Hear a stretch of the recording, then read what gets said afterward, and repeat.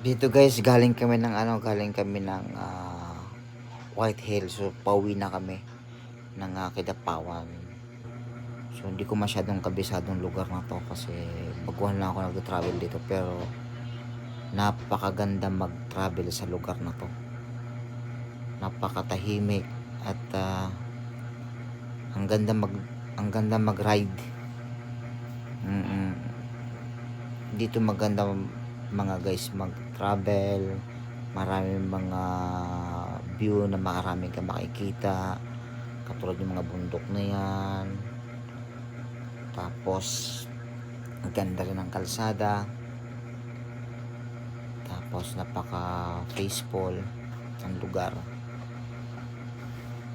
So marami pa kaming ginawa dyan na paglalakbay sa North Cotabato.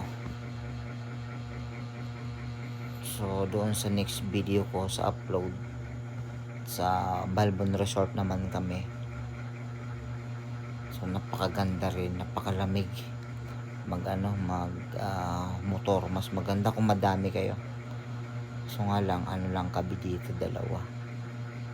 Wala sa plano, pero okay naman. So yan, napakalawak talaga ng Mindanao.